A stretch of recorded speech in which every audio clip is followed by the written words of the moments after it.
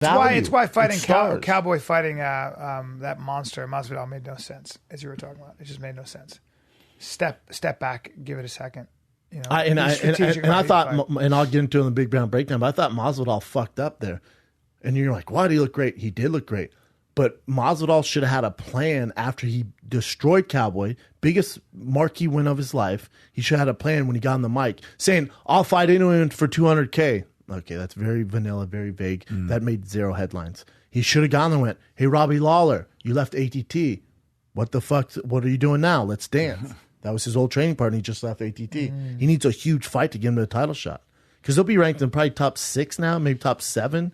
He went from 15 or whatever. Probably top 7, I would hope. Who knows what the Cheeto Fingers decide to do. But if you put him in the top 6, then you fight a Robbie Lawler, you're right there. Or Johnny Hendricks. Or, granted Hendricks fighting Hector Lombard at 85. But there's certain matchups he could have called out to make headlines. But challenging no one just to a $200K fight does nothing. He said he wanted to bet Dana, right? Bet Dana for $200,000. I think that's how. Well, there's a commission. What are you talking about? It's a sport. There's a commission. There's contracts. There's rankings. What are you talking about? That doesn't make sense. This isn't you're not fighting the backyards. You're not fighting the backyards of Miami anymore. What are you talking about?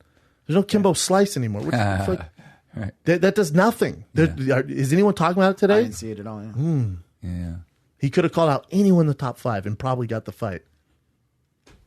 He'll still get a big fight, but he could have picked his destiny. Who do you want to see him fight, Masvidal? Robbie Lawler. Granted, they were teammates, but Robbie just left ATT. What about, It's a cool story. Yep. Monster. Ready for another one? Yep. This is one that I was texting you about, Brendan. The stoppage, the Herb Dean stoppage. Do you guys watch the stoppage? Yeah, he completely fucked up. We all agreed on it. Yeah, and I wanted to make sure it wasn't like just the audio and the video were off. Sometimes they say that, like, if it's a big arena, you can't hear it in time. But Masvidal went on record to say, no, Herb Dean stopped the fight. He went like this. Stopped it. Have you ever seen pulled him off? A ref in a round end of the round do this? Exactly. And then the bell rang. It's all off. And then the bell rang. I didn't know that. That's crazy. Herb just fucked up. He's just fucked up. That's okay. He made a mistake, but that fight was over. It's not okay for Cowboy because he went out there and took more damage, and then you compromise his corner, who has to go, God damn, he probably shouldn't be out there. But you got to tell him, hey, there's no way you're going to lose in Denver. Like, that's not helping. No, I agree. Yeah. You put him in a very awkward position. I agree. And that's on Herb.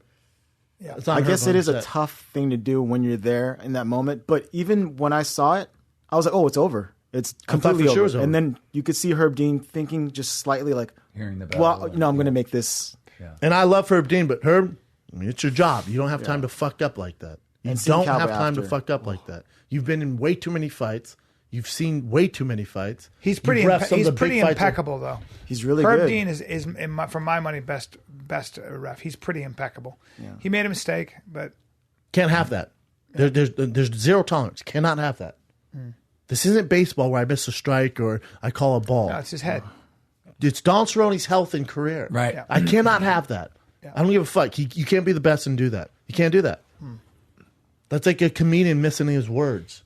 I can't have that. Yeah. Sold out arena, you miss your fucking set. I also think his corner does bear some responsibility. They do. Oh, yeah. You see his eyes. It's the doctor. It's the commission. Yeah. It's the doctor. The commission should have. And on Greg Jackson. There's a line of, Herb Dean, you fucked up. Let's go to the doctor in the corner. Yep. You fucked up. Yep. Let's go to the corner. Maybe they got his back. They fucked up. Protect your fighter from himself. Cowboy's going to go, don't stop it. Don't stop it. It's not on him anymore. It's not his decision. It's a perfect storm.